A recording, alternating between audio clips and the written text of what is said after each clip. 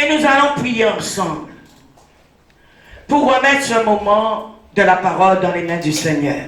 Amen. La parole de Dieu dit, l'homme ne vivra pas de pain seulement, mais de toute parole qui sort de la bouche de Dieu. Je vois aujourd'hui, l'homme ne veut vivre que du pain. Mais je dis, tout homme qui vit que du pain, mon frère, ma soeur, tu auras des grincements dedans. Mais tu dois vivre aussi de la parole. La parole de Dieu, c'est la vie. La parole de Dieu, c'est la lumière. Ne refuse jamais la parole de Dieu, tu seras béni. Seigneur Jésus, dans ton amour, nous remettons ce moment entre tes mains. Certes, Jésus-Christ, nous avons loué. Nous avons célébré ton nom. Mais c'est l'Esprit de Dieu, Esprit de Dieu. Nous voulons écouter ce que l'Esprit a à dire à l'Église. Ce que Jésus-Christ tu as mis de côté pour nous, au travers de la parole de Dieu. Au travers de toi-même, Seigneur. Car Jésus, tu es la parole. Seigneur, donne un message, Seigneur, Papa, pour ton peuple. Un message, Seigneur Jésus, Papa, mon Dieu, de lumière. Un message, Seigneur, de grâce. Un message de bénédiction. Un message, Seigneur, de gloire. Un message éternel, Dieu de gloire, qui va ouvrir l'esprit de tes enfants. Avec éternel Dieu, que leur vie ne soit plus jamais la même. Plus jamais la même. Seigneur éternel, Dieu de gloire, tu as dit ton peuple périt parce qu'il lui manque la connaissance. Seigneur, Papa, mon Dieu, par l'Esprit Saint, donne la connaissance à ton peuple. Tous ceux et celles qui sont présents ici, Seigneur.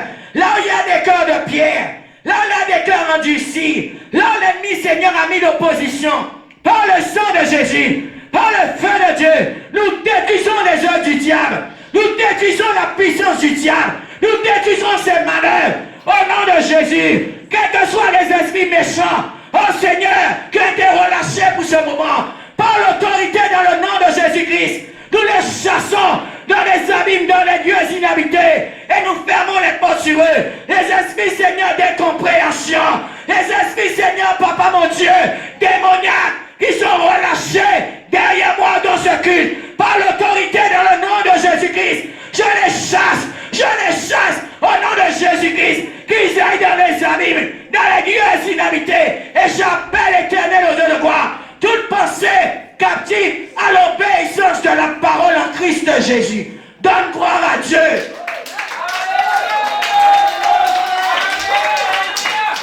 Donne gloire à Dieu. Je t'ai montré comment donner gloire à Dieu. Donne-lui la gloire. Ce matin, nous allons parler de l'onction de Dieu. L'onction de Dieu. Je te dis déjà, Église, bonjour. Et dis bonjour à la personne qui est à côté de toi. Que ce matin, tu puisses aller vers au moins 7 personnes et leur dire bonjour. Et leur dire que tu les aimes. Au moins 5. Dis-lui bonjour. Et dis-lui que tu les aimes. Dis-lui que tu les aimes. Oh, dis-lui bonjour. Libère la journée, libère la lumière sur la vie de cette personne. Libère la grâce. Libère la faveur de Dieu sur sa vie. Si Dieu bénit, bénis cette personne. Bénis cette personne. Au nom puissant de Jésus. Au nom puissant de Jésus. Bénis ton frère. Bénis ta soeur. Le Seigneur Jésus a dit dans sa parole, aimez-vous les uns les autres, comme moi je vous aime. Jésus-Christ nous aime. Tu dois aimer ton frère. Tu dois aimer ta soeur. Quelle que soit sa race, quelle que soit sa couleur de peau, quelle que soit sa langue, il est la créature de Dieu. Tu dois l'aimer parce que Dieu l'aime. Parce que Dieu l'aime. Dieu aime toutes ses créatures.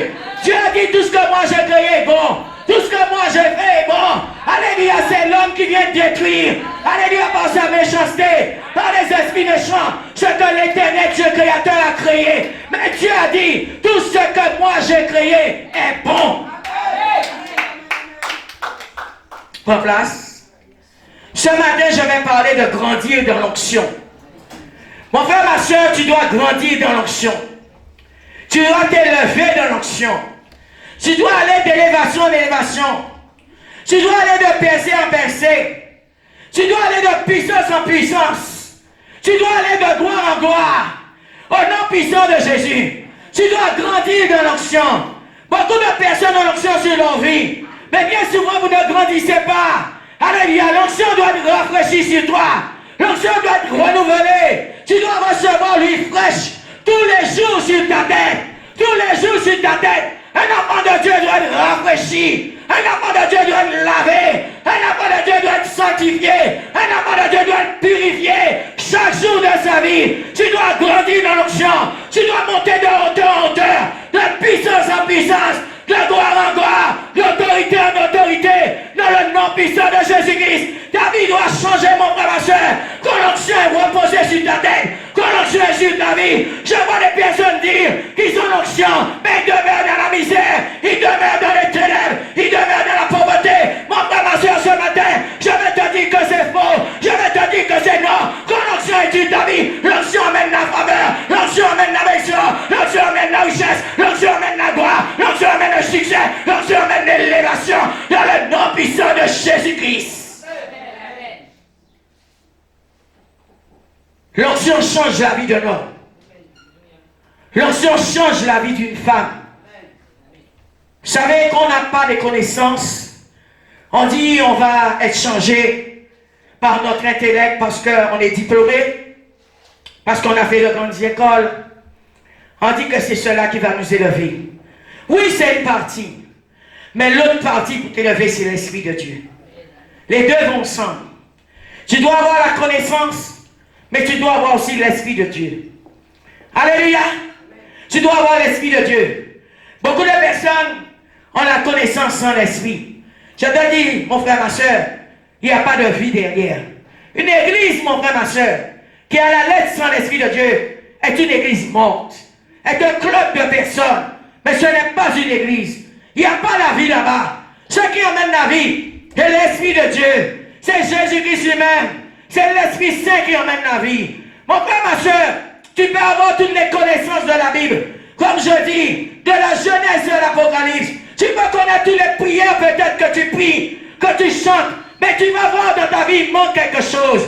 Il manque quelque chose. Ce qui te manque, c'est l'Esprit de Dieu. C'est l'Esprit de Dieu. Si tu n'as pas l'Esprit de Dieu, même tes prières sont des prières mortes. Ces prières-là ne vont pas monter devant le trône de Dieu. Les prières qui montent, mon frère, ma soeur, ils doivent être accompagnés de la puissance de Dieu, de l'Esprit de Dieu, de l'onction de Dieu, qui doit habiter dans ces prières. Mon frère, ma soeur, un enfant de Dieu doit marcher dans l'onction, doit marcher dans la puissance, doit marcher dans la gloire, tout en étant sur la terre, dans le puissant nom de Jésus-Christ de Nazareth. Je dis souvent, même si on m'invite dans une église, je fais très attention. Si je sens dans ton église qu'il n'y a pas l'Esprit Saint, ce n'est pas un lieu où je dois aller. Ça, c'est ma conviction personnelle. Toi, tu peux aller n'importe où si tu veux. C'est ton problème. Mais le si peu est déjà sur ma vie, je ne vais pas aller dans un endroit où on va l'éteindre. Dans un endroit, peut-être on va diviser ça.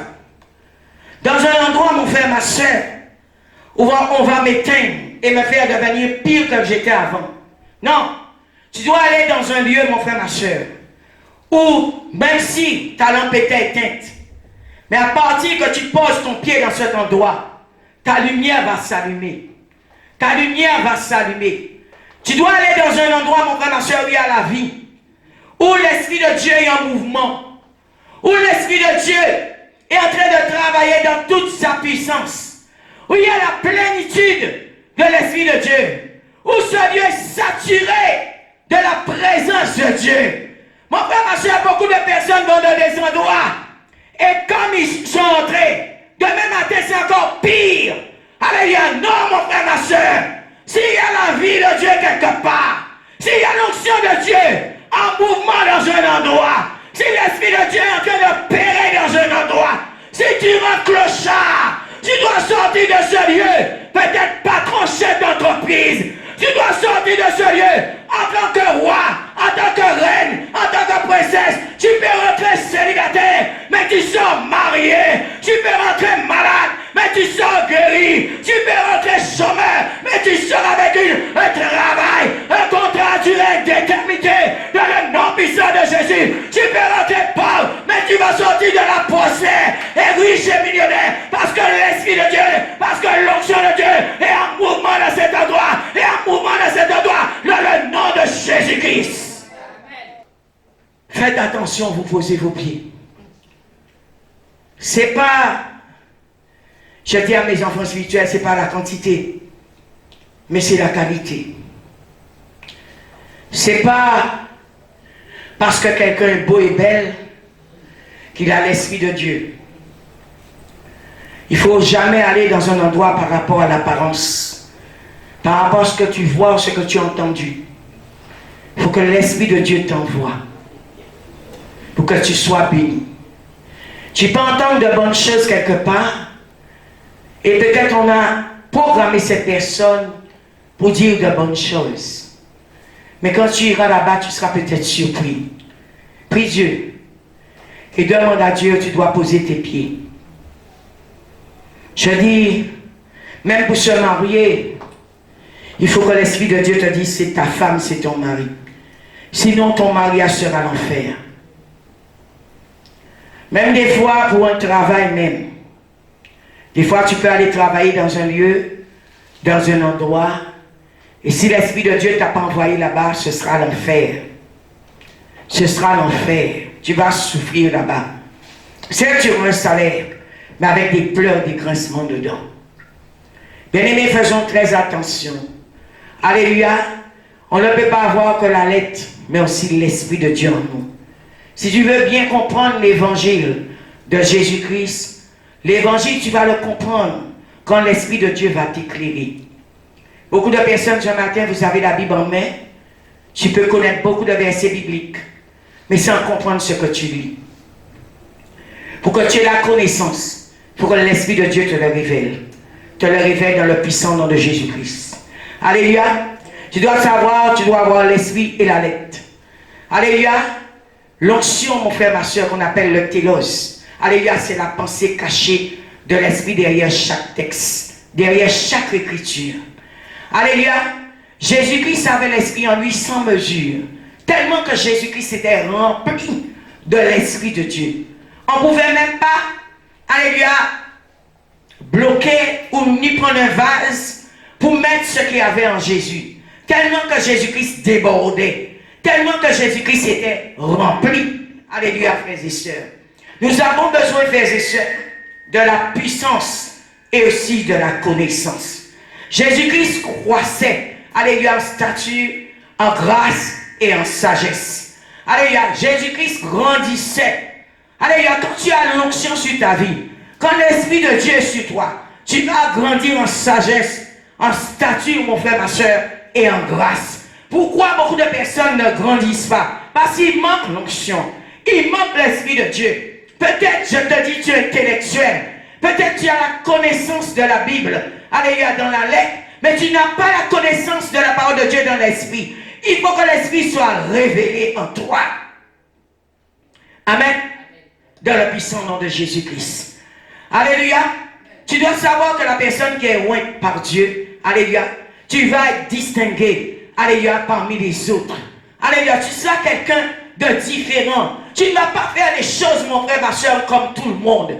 Il y aura quelque chose, même le monde va voir. Alléluia, même peut-être tes collègues, ta famille. Alléluia, ton patron, tes amis vont voir. Tu as une sagesse en toi. Tu as une grâce sur ta vie. Alléluia, tout ce que tu touches est béni. Partout tu vas, les portes s'ouvrent devant toi. Il y a quelque chose que Dieu t'a donné et que peut-être qu'elle n'est pas sur la vie de d'autres personnes. Mon frère, ma soeur, quand l'Esprit de Dieu est sur un homme, quand l'onction est sur toi, mon frère, ma soeur, tu es quelqu'un de différent des autres. Tu ne ressembles pas à tout le monde parce que tu n'es pas tout le monde. Tu as été oint par Dieu. Quelqu'un de oint, ça se voit. Et quelqu'un qui n'a pas de lumière, ça se voit. Si tu as l'œil spirituel, tu le verras. Il y a des personnes qui peuvent avoir l'argent, richesse, tout, mais ils sont dans les ténèbres. Ils peuvent être beaux, belles, mais ils sont dans les ténèbres. Vous pouvez avoir 10 enfants, mais parmi un, il y a un de tes enfants qui se différencie de tous les autres. Si tu as l'œil en tant que mère, en tant que père, tu vas voir celui-là, celle-là se démarque. Peut-être par son langage, peut-être par son style, peut-être par sa grâce, peut-être par son intelligence que Dieu lui a donnée. Peut-être c'est un enfant rempli d'amour, rempli de sagesse que les autres n'ont pas. tu vas voir quelque chose de différent dans la personne. Il y a des personnes, tu peux être fâché, tu peux être pas bien dans ta tête, si je puis dire cela. Tu vas vers la personne, simplement parce que tu as parlé, tu as peut-être libéré ton cœur. En quittant sa présence, tu sens une paix intérieure. Tu sens une paix intérieure. Pourquoi? Parce que la personne porte quelque chose que Dieu lui a donné. Cette personne a été ointe par Dieu. Cette personne a l'esprit de Dieu en lui. Oh, il y a des personnes, vous allez aller vers eux. C'est quand vos problèmes vont s'accentuer. C'est quand le feu sera mis sur le problème. Au lieu de te donner un bon conseil, il va te donner un conseil pour te détruire. Alléluia. Au lieu de te bien t'aiguiller, il va t'emmener sur le mauvais chemin. C'est pas tout le monde qu'on fréquente. C'est pas avec tout le monde qu'on marche. C'est pas avec tout le monde qu'on couche. C'est pas avec tout le monde qu'on se marie. Il y a des personnes, à l'instant tu as couché avec eux. Alléluia, écoute-moi bien, ta vie est détruite. Ta vie est arrêtée. Tu étais peut-être béni financièrement, béni matériellement, béni spirituellement. Tu vas voir, c'est les ténèbres. On ne marche pas aussi avec tout le monde. On ne confie pas ses projets à tout le monde. Il y a des personnes, vous allez leur confier vos projets. Vous allez voir, ce projet ne va jamais aboutir. Parce que tu ne connais pas le cœur de cette personne. Tu ne connais pas qui est cette personne. Allez voir des hommes de Dieu, des servantes de Dieu. Confiez-leur vos projets. Vous allez parler à des gens qui ne sont pas loin. Des personnes qui n'ont pas l'onction, qui n'ont pas l'huile fraîche sur leur tête. Peut-être tu vas aller parler à un agent du diable, un sorcier, un démon cher, une personne qui a été mandatée par le diable pour détruire ta vie, pour prendre ton étoile. Mon frère, ma soeur, on ne sait jamais qui est qui. C'est pourquoi quand quelqu'un est à côté de toi, toi qui es enfant de Dieu, qui as la connaissance, prie. Prie pour demander à Dieu, qui est tout le temps dans ma maison? Qui est mon collègue à côté de moi sur le bureau? Qui est ce patron pour lequel je travaille? Qui est cette femme qui j'ai mariée? Qui est cet homme avec qui je me suis marié? Prie Dieu pour que Dieu te révèle la face cachée de la personne. C'est quoi des fois? Nous sommes déçus. Nous avons peut-être marché avec une personne pendant 10 ans. Mais après nous sommes déçus. Parce que cette personne nous trahit. On dit, oh, je n'aurais jamais pensé que cette personne était ainsi. Non, c'est la face cachée que tu n'as jamais vue. Vous savez, je dis souvent, le diable se déguise en ange de lumière. Vous savez, il y a des gens qui sont caméléons. Hein? Ils prennent toutes les couleurs. S'ils doivent être gentils avec toi aujourd'hui, ils sont gentils. S'ils doivent être bons, ils sont bons. Mais ils savent quel but qu'ils ont à faire avec toi dans leur vie. Où ils doivent aller avec toi. Ils savent quel plan qu'ils ont pour détruire ta vie. Vous marchez des fois avec des gens, ils sont jaloux de vous. Des gens qui ne veulent pas que vous soyez élevés. Des gens qui ne veulent pas de votre bénédiction. Des gens qui ne veulent pas que vous vous mariez. Mais que vous restez dans la rue là avec eux là. Que vous restez célibataire, que vous les ressemblez. Le jour où tu dis tu as rencontré une femme, et cette femme est bien, elle est comme ça, comme ça, comme ça, ils peuvent même aller dans le monde des ténèbres et détruire cette relation sans que tu le saches. Bien-aimé, marche avec des personnes qui sont loin par Dieu, qui sont bénies par Dieu, qui portent sur leur vie une sagesse, une grâce, une onction, quelque chose que Dieu a posé dans leur vie. Des gens qui te béniront. Des gens qui vont t'aimer pour ce que tu es, mais pas pour ce que tu as. Il y a des gens qui vous fréquentent parce que vous avez une voiture, parce que vous avez de l'argent, parce que vous avez une maison, parce que tu es pasteur même, parce que peut-être, alléluia, tu as la popularité. Ils marchent avec toi et te fréquentent. Mais ce ne sont pas tes amis. Ce ne sont pas des personnes qui veulent du bien pour toi. C'est pourquoi quand tu marches avec Dieu, demande toujours à Dieu qui est à côté de toi. Que Dieu te bénisse ce matin. Amen. Mon frère, ma soeur, l'onction sur ta vie pour impacter. Alléluia, afin que tu aies de grands progrès. Alléluia, d'élévation en élévation. Quand Dieu dépose l'onction sur la vie d'un homme ou une femme, tu dois impacter ton église, un exemple. Tu dois impacter ta famille. Tu dois impacter ta génération. Dieu ne nous envoie pas en mission, frères et sœurs, dans le vide, dans l'air. Tu as une mission accomplie. Tu as quelque chose à faire pour Dieu sur la terre. J'ai expliqué aux bien-aimés vendredi, toute personne sur terre a une mission. Alléluia. Et si ta mission n'est pas accomplie, ce n'est pas moi qui vais l'accomplir pour toi. Tu as intérêt de l'accomplir. Parce que quand nous allons monter, alléluia, devant Dieu, quand nous allons arriver là où est Dieu, Dieu va te demander, as-tu accompli ta mission que je t'ai envoyé faire sur la terre? Peut-être l'onction a été déposée sur toi. Dieu t'a oint. Mais l'onction est en train de dormir, si je puis prendre ce mot. Tu es là te prélasser. Tu ne travailles pas pour Dieu. Tu ne fais rien pour Dieu. Simplement, tu avais besoin d'être oint pour qu'on sache que tu es oint. Non, on n'est pas oint pour dormir. On est oint pour travailler pour Dieu. Pour impacter, un exemple, la Guadeloupe. Pour impacter les villes, des nations, des pays. Alléluia, pour emmener la parole de Dieu partout. Le Seigneur dit qu'il t'a oint. Alléluia, afin que tu puisses annoncer la bonne nouvelle. Tu as été oint pour ça. Tu as été envoyé pour ça. Tu es en mission pour cela sur la terre. Amen. Nous allons voir maintenant les 3 dimensions de croissance de l'onction. Premièrement, nous allons aller dans Jean 7, verset 15. Jean 7, verset 15. Jean 7, verset 15. Alléluia. Merci Seigneur. Les juifs s'étonnaient et disaient, comment connaît-il les Écritures? Lui qui n'a pas étudié. Alléluia. Lui qui n'a pas étudié. Vous savez, quand vous êtes loin par Dieu, même si vous n'avez pas fait d'études bibliques, même si, frères et sœurs, tu n'as pas fait de grandes études, tu es loin par Dieu, tu vas enseigner avec une telle sagesse. Tu vas enseigner les gens avec une telle connaissance. Peut-être des choses qu'ils n'ont jamais vues. Des choses qu'ils n'ont jamais entendues. Des choses qui dépassent l'entendement de l'homme. Alléluia. Ces hommes disaient, lui qui ne connaît pas les Écritures, comment peut-il enseigner comme ça? D'où vient-il cette connaissance? Mais cette connaissance, cet enseignement venait de Dieu. Alléluia. Cela venait de Dieu. Jésus-Christ avait la sagesse. Premièrement, nous voyons, première croissance, alléluia, de la dimension de l'onction. Alléluia, c'est la sagesse. Un enfant de Dieu doit être sage.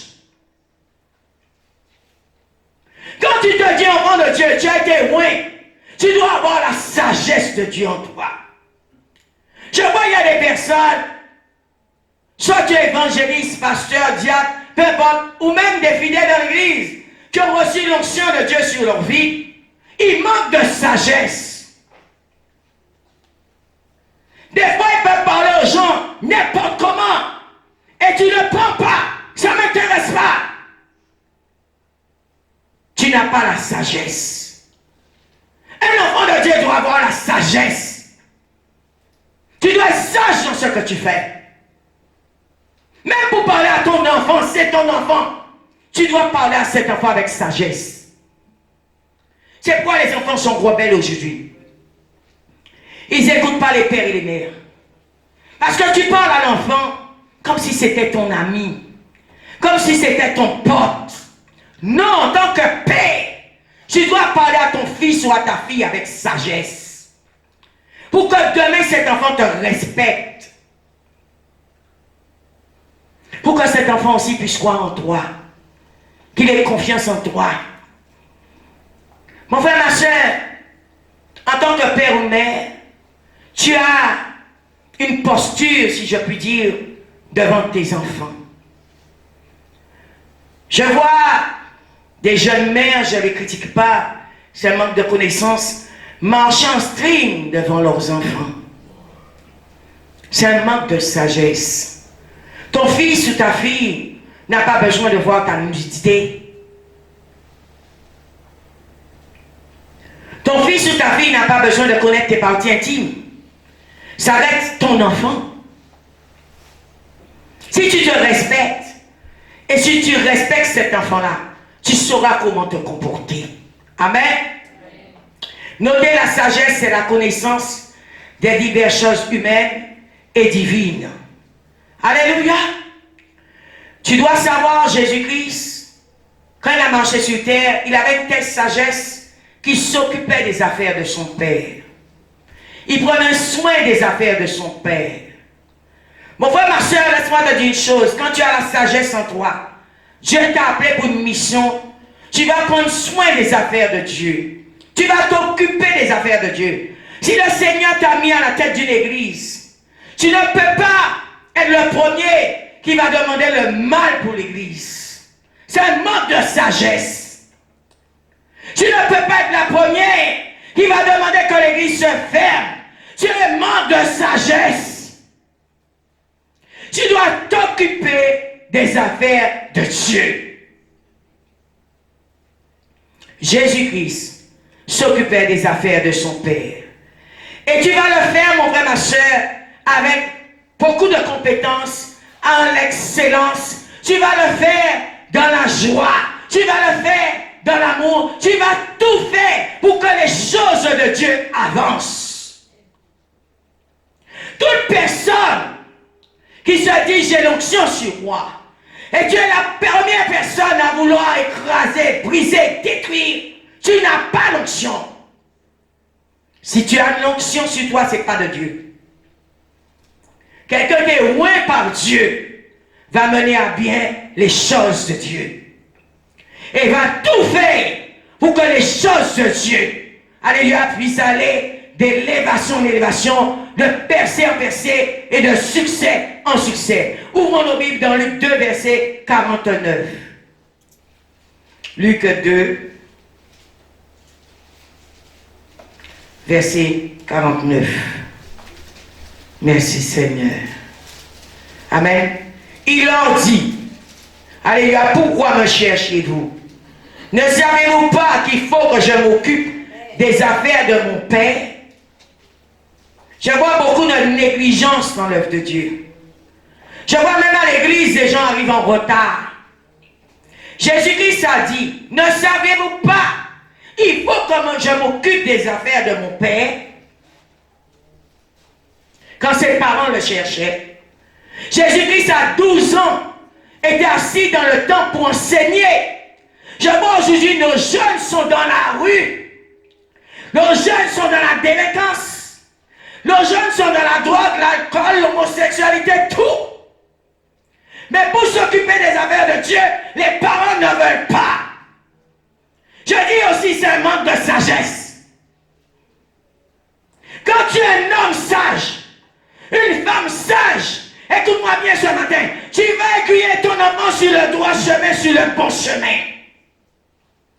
Peut-être qu'il y a ceux ce matin qui vont dire, ah oui, j'ai tout fait. Non, tu n'as pas encore tout fait. Prie pour cet enfant. C'est parce que tu n'as pas encore assez prié. C'est parce que tu n'as pas encore donné cet enfant réellement à Dieu. Alléluia. C'est comme ça que nous perdons nos enfants dans les mains du diable. Parce qu'on n'a pas la sagesse. Toi-même, parent, tu dois t'occuper des affaires de Jésus. Si l'enfant voit que tu sers Dieu avec persévérance, que tu sers Dieu dans la compétence, tu sers Dieu dans la sagesse, dans la grâce, dans la joie, l'enfant fera de même. C'est que des fois dans nos maisons, c'est pas ça. C'est pas ça. Si maman et papa sont en train de s'injurier matin, midi et soir, si chaque personne dort dans une chambre, si ces gens-là ne se parlent pas, quelle référence nous donnons à nos enfants?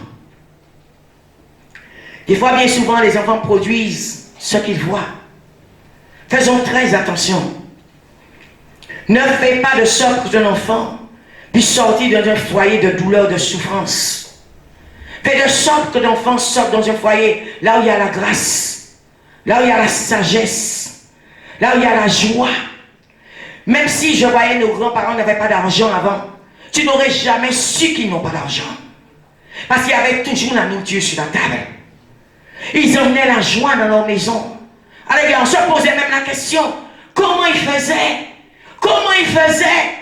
Alléluia, mais c'est la sagesse. Alléluia, ils n'allaient pas dire à l'enfant, va prendre de l'argent, c'est tel.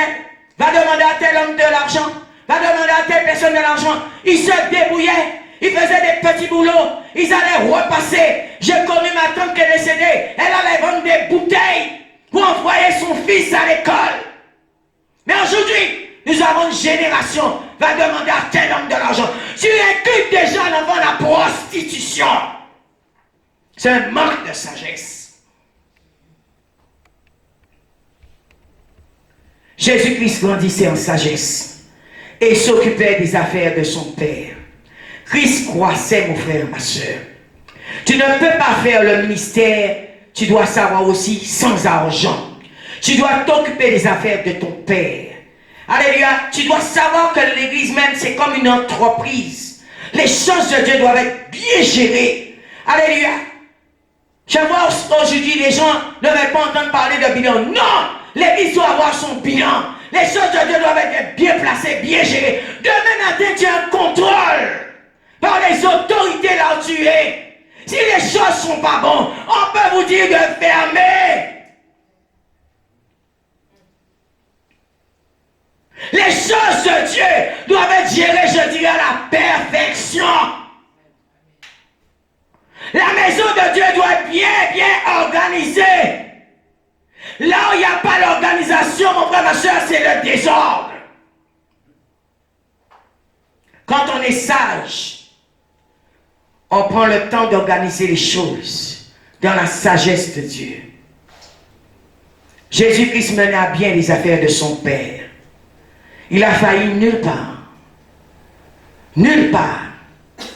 On te donne à diriger la prière, tu ne viens pas. On te met dans la chorale, tu commences à te dire j'ai mal au rein, j'ai mal au dos, j'ai mal à la tête, je ne peux pas, j'ai pas la voix, j'ai pas envie, je suis fatigué. Non, mon frère, ma soeur. Je peux concevoir que tu sois malade. Oui, c'est un fait. Je peux concevoir peut-être que tu es hors du département. Oui, c'est un fait. Mais tu dois penser à bien mener les affaires de ton Père qui est Jésus-Christ. Jésus-Christ a bien mené les affaires de son Père. C'est pourquoi vous allez voir, moi je suis carré dans les affaires de Dieu.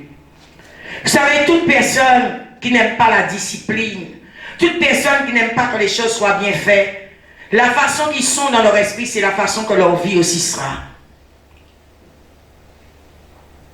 Quand quelqu'un est bien discipliné, quand quelqu'un se donne lui-même, il y a des gens qui vont dire, j'ai pas eu de mère, j'ai pas eu de père. Alléluia, peut-être tu n'as pas reçu l'éducation de tes parents. Mais toi-même, tu peux changer ta vie. Je dis vouloir, c'est pouvoir. Aujourd'hui, nous sommes en Guadeloupe, nous ne sommes pas dans les pays défavorisés. Tu as l'école, tu as tout. Tu peux être instruit si tu veux. Nous sommes en France. Alléluia, si tu veux te donner une bonne ligne de vie, tu peux le faire. Si tu veux aussi te donner les moyens de réussir, tu peux le faire.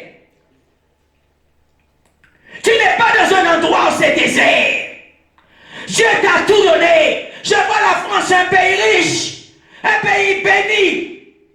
Il y a des gens qui ont moins de moyens que nous et qui arrivent à faire de bonnes choses pour Dieu avec le si peu qu'ils ont.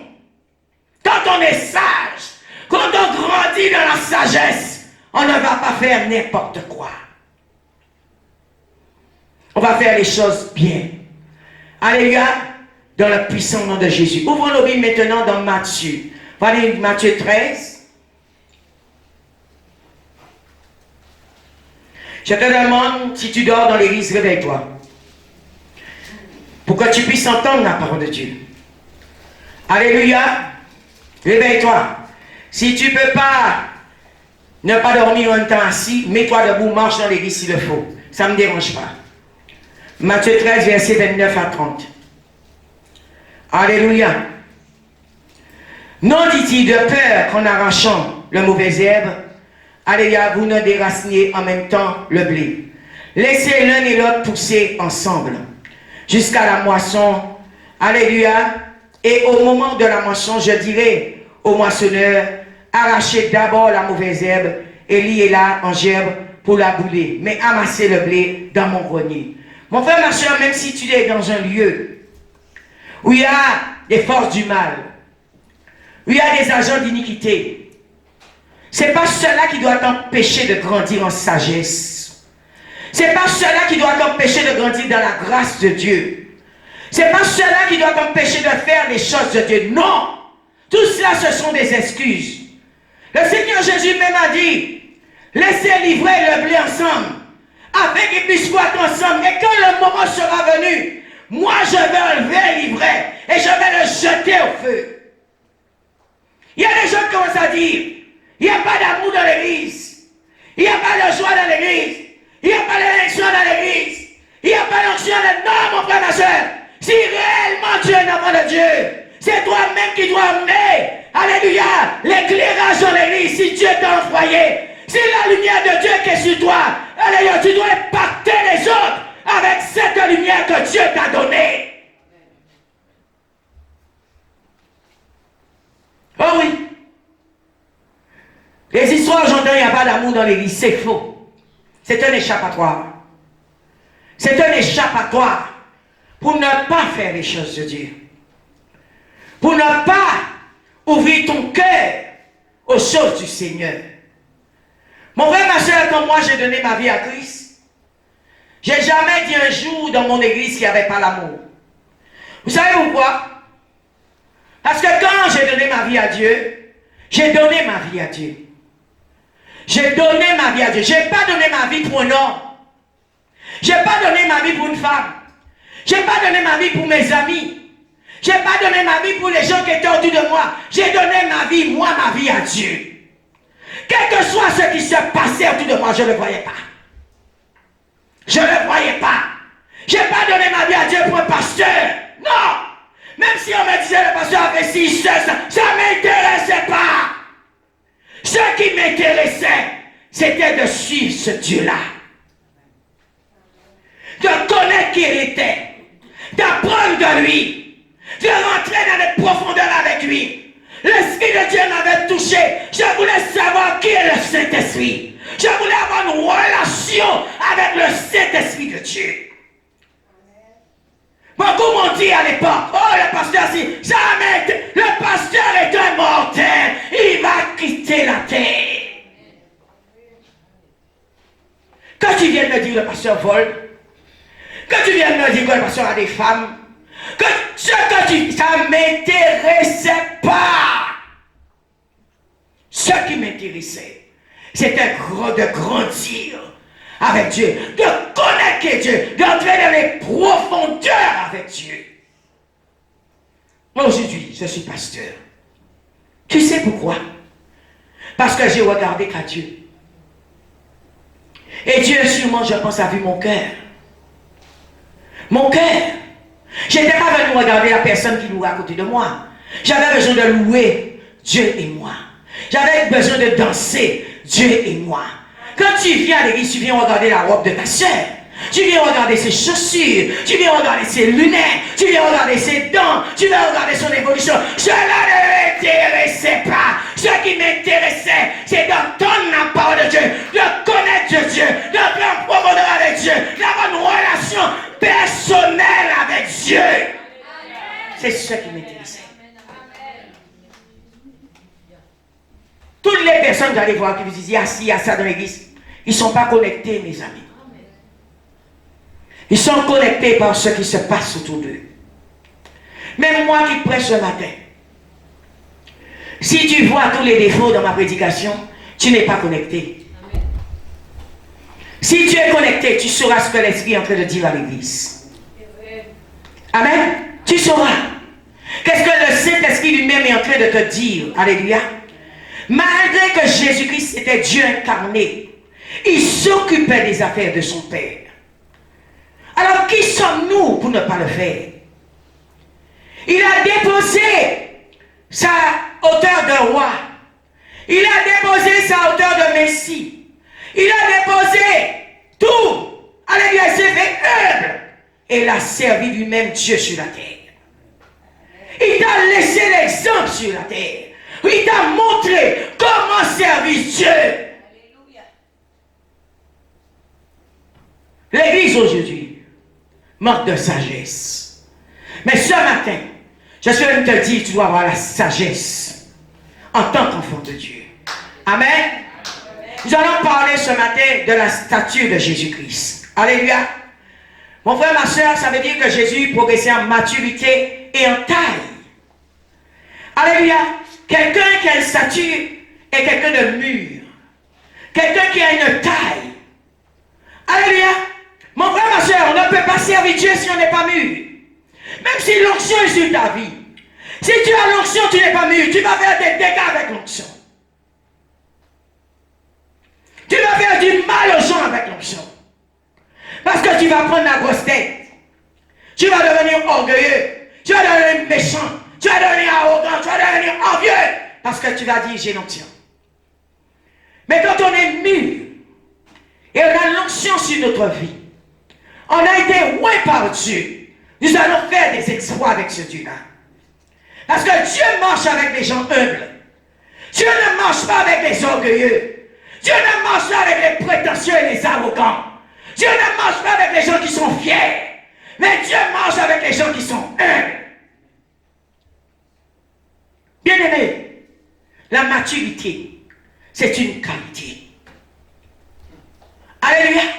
La maturité, c'est quelque chose, je dirais, de fort. Quand un homme est mûr, quand une femme est mûre, tu es dans le mariage.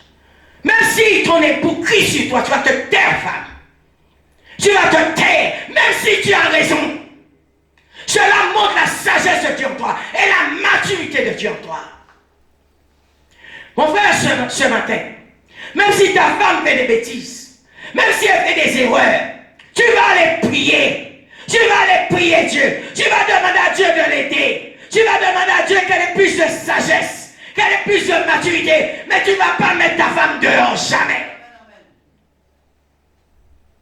C'est quand on ne connaît pas Dieu, on arrive à rentrer dans le divorce. Je ne condamne pas des personnes qui ont divorcé. Je ne sais pas pourquoi ils ont divorcé. Mais je peux te parler de mon expérience. Avec mon époux, alléluia, je dirais que ça n'a pas été facile. Alléluia. Je connais mon époux avec qui je suis marié depuis l'âge de 19 ans. Mon frère, ma soeur, entre parenthèses, je te donne mon témoignage. Cet homme m'a quitté, il est allé avec une autre. Il a eu un enfant. Il a fait sa route, j'ai fait ma route. Après 15 ans, cet homme est revenu sur mon chemin. Écoute-moi bien aujourd'hui. Et c'est avec cet homme que je suis marié aujourd'hui. Alléluia. Si tu n'as pas la maturité, si tu n'as pas la sagesse pour comprendre que c'est Dieu qui te donne cet homme, c'est Dieu qui t'a donné cette femme, même s'il y a eu des erreurs, même si vous êtes égaré un moment, même si quand le diable est rentré, si toi, tu connais Dieu maintenant, si toi tu es loin par Dieu, si toi tu as entendu la parole, tu vas pardonner cette personne, tu vas pardonner cette personne et tu vas aller dans une autre direction avec cette personne. Le pardon, c'est la sagesse. Il y a des gens qui vous pardonnez pas, c'est un manque de sagesse, un manque de maturité. Et comme ça, tu peux passer à côté de ta destinée. Parce que la personne, peut-être le diable l'a utilisé pendant un moment et t'a fait du mal. Mais toi, maintenant qui es enfant de Dieu, tu connais comment Satan travaille. Tu as été enseigné sur le diable. Tu ne peux pas rentrer dans le même jeu. Tu dois pardonner. Tu dois pardonner. Et revenir. Aller sur un nouveau chemin, dans un autre couloir. Peut-être, il y a des personnes ici ce matin, Dieu t'avait donné une femme de qualité. Dieu t'avait donné un homme de qualité.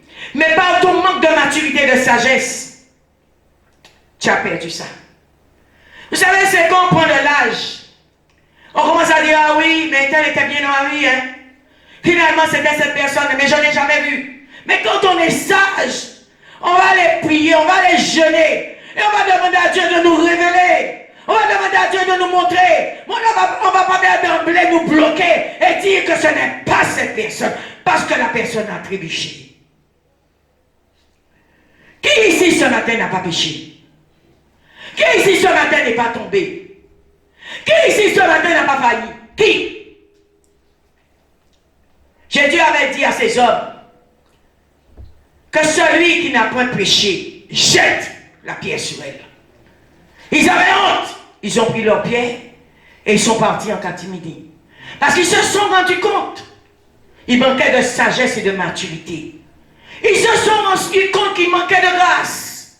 Qu'ils n'avaient pas en eux le pardon. Même s'ils avaient toutes les tables de la loi. Même s'ils avaient toutes les connaissances. Toi qui prêches l'évangile, tu as toutes les connaissances. Si tu n'as pas la sagesse et la maturité, tu vas faire des dégâts dans l'église. Je te dis la vérité. Jésus, il avait la stature, qui est la maturité et la taille. Mon frère, ma soeur, tu dois croître, alléluia, dans la science et dans l'étude. À l'âge de 12 ans, Jésus-Christ était déjà au temple. Parce qu'il était très mûr. À 12 ans, il enseignait comme quelqu'un de 55 ans. Alléluia. Vous savez, quand on est mûr, on sent ça sur ton langage. On sent ça sur ton attitude, sur ta façon d'être et ta façon de faire. On le verra. Vous savez, quand les gens ne sont pas mûrs, alléluia, vous allez voir, il y a des gens qui ont des comportements de violence, des comportements bizarres. Tu te poses la question, mais c'est quoi? C'est des fois un manque de sagesse et de maturité. Il y a des gens qui peuvent te sortir de gros mots. Et après, ils viennent dire, ah oui, pasteur, je te demande pardon. Oh mon frère, je te demande pardon. Non. C'est un manque de sagesse et de maturité. Quand tu es sage et mûr, tu vas mesurer, peser ce que tu vas aller dire à quelqu'un. Pour ne pas blesser la personne. Alléluia. Bien-aimé dans le Seigneur, Jésus-Christ avait 12 ans. Dans le temps. Mais il enseignait à des docteurs de la parole. Des docteurs de la loi. Pourquoi? Parce que l'esprit qui était en lui était un esprit déjà très mûr. Est-ce que tu sais que ton enfant va avoir 8 ans et toi 50 ans et il est plus grand que toi dans le monde de l'esprit? Est-ce que vous le savez ça? Vous pouvez avoir un enfant chez vous qui a 12 ans. Quand vous regardez l'enfant, l'enfant ressemble à quelqu'un qui a 30 ans. Ou même 40 ans. Parce que l'enfant a tellement des paroles de sagesse, des paroles de connaissance, des paroles mûres, que l'enfant même te raisonne en tant que père, en tant que mère. Jésus-Christ à 12 ans était dans le temple. Parce qu'il était très mûr. Il croissait, mon frère, ma soeur. Tu dois savoir que l'Esprit de Dieu sur toi va augmenter la taille. Alléluia, dans ta vie. Ta taille spirituelle, ta taille dans le ministère, ta taille dans ton travail. L'Esprit de Dieu, je disais tout à l'heure, quand l'onction de Dieu est sur une personne, mon frère, ma soeur. Alléluia, tu ne peux pas demeurer dans la pauvreté. Tu ne peux pas demeurer dans la misère, ni dans la promiscuité. L'Esprit de Dieu va changer ça. Je vois des gens dire, j'ai l'onction, j'ai l'Esprit de Dieu. Quand tu regardes leur vie, est-ce que tu veux les ressembler? Est-ce que tu veux les ressembler?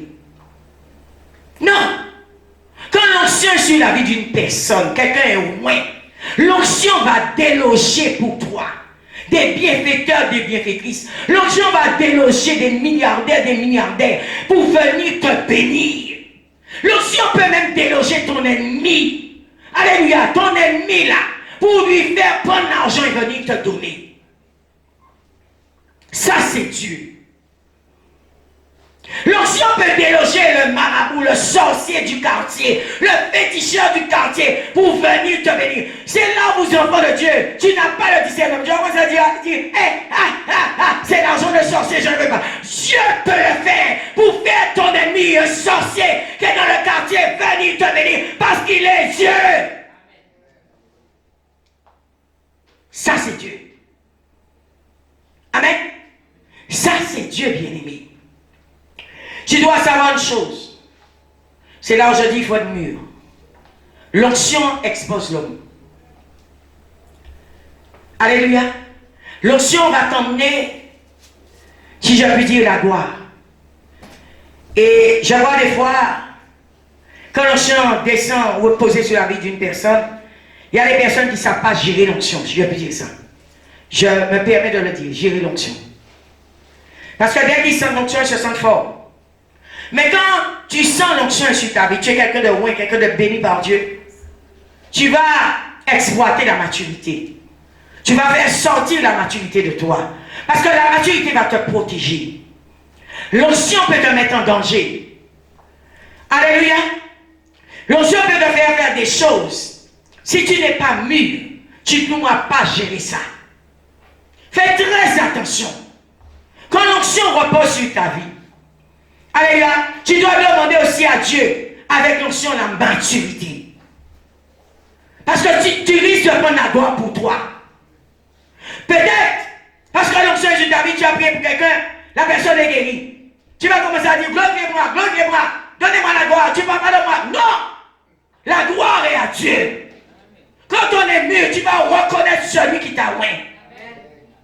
Mais quand on n'est pas mûr, vous allez voir des gens commencer à carrer les épaules, à commencer à marcher comme s'ils marchaient sur la terre. Le bon de la grossette, parce qu'ils savent que l'onction est sur leur vie, ils sont bénis. Alléluia, il te dit bonjour, il te dit plus bonjour. Il te salue plus. Non, mon frère, ma soeur, l'onction peut te mettre en danger. L'onction expose l'homme. Fais attention. C'est pourquoi Jésus-Christ était humble. Il était humble. Alléluia.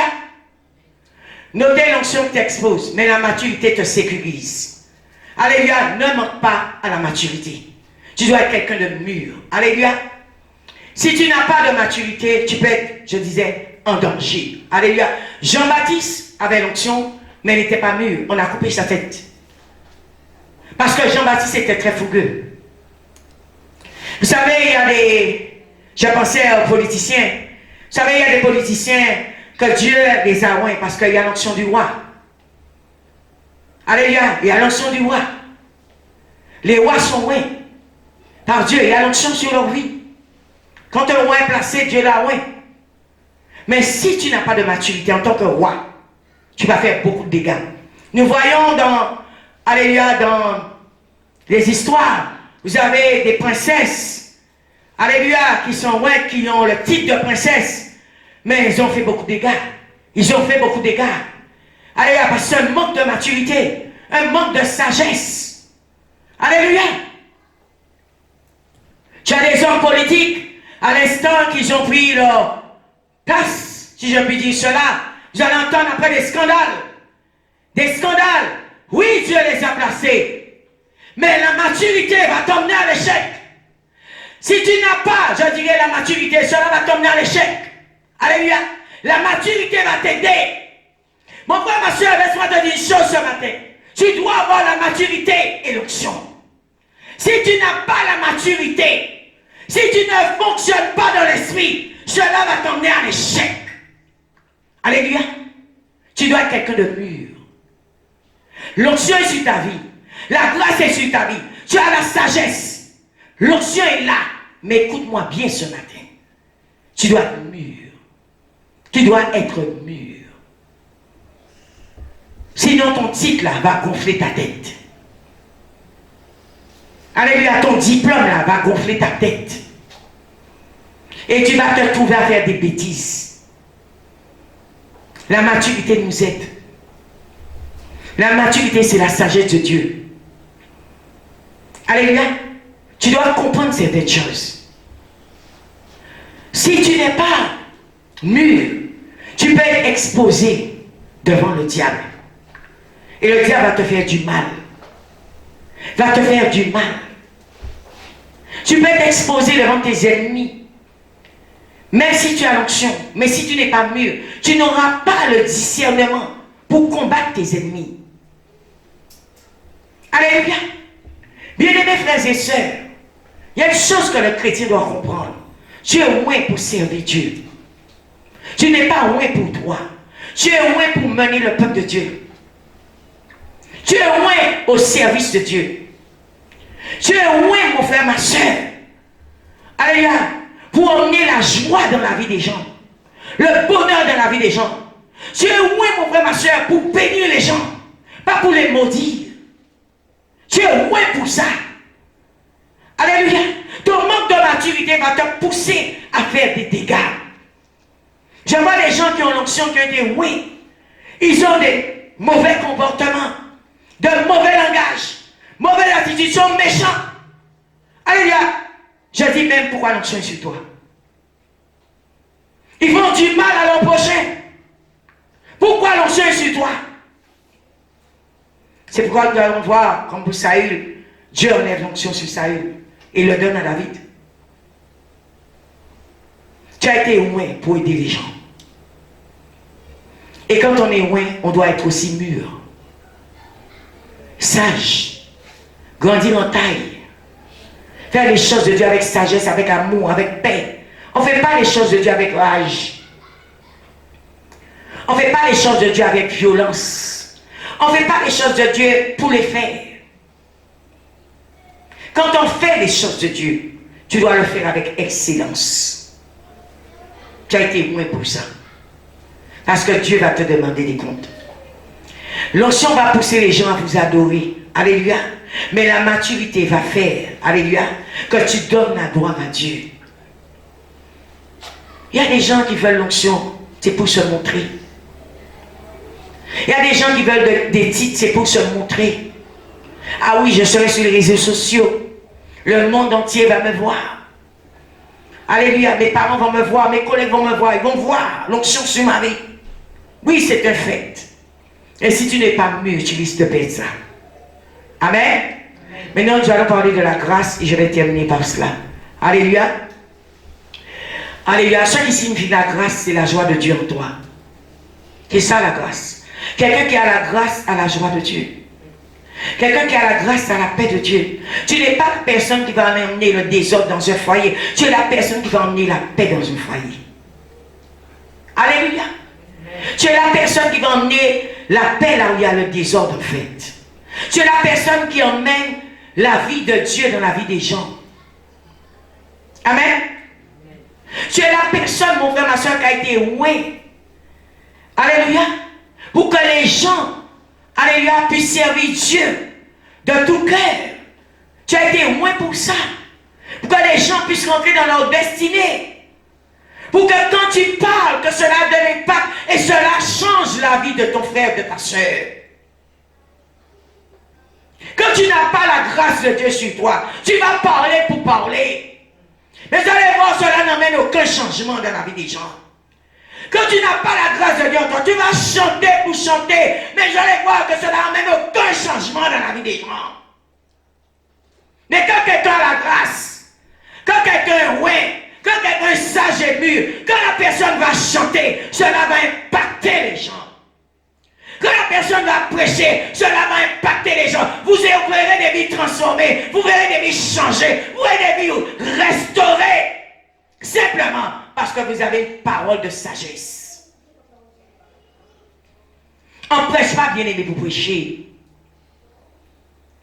On ne loue pas pour louer. Mais ta louange doit changer la vie d'une personne. Ta prédication doit changer la vie d'une personne. Bien aimé, une prédication, je dis nous sommes des humains. Je dis aux gens, ne viens pas regarder les fautes et les imperfections. Mais il faut que le message qui sort impacte ta vie. Pour que ta vie ne soit plus jamais la même. Pour que la personne qui prêche t'ait emmené quelque chose qui va emmener un changement en toi. Vous savez, bien aimé, il y a des personnes qui sont des conférenciers qui parlent très bien. Et dans des conférences, pourquoi les gens peut-être font ce que ces conférenciers disent et mettent en pratique? Parce qu'ils ont une onction sur eux. Ils ont quelque chose que Dieu leur a donné, que quand ils prennent le micro, la salle entière tremble. Peut-être par 2 mots, 4 paroles. L'atmosphère est changée. Ça, c'est la grâce. Ça, c'est la grâce. Mon frère, ma soeur, demande à Dieu la grâce. Que tu puisses grandir dans la grâce. Que tu puisses grandir dans la maturité. Que tu puisses grandir dans la sagesse. Quand tu parles à ton mari, ou tu parles à tes enfants, ta famille, qu'on te prenne au sérieux. Il y a des gens, quand tu parles, tu es inexistant. Il manque ça dans ta vie. Tu dois être loué par Dieu. Alléluia, l'onction doit couler sur toi pour que ceux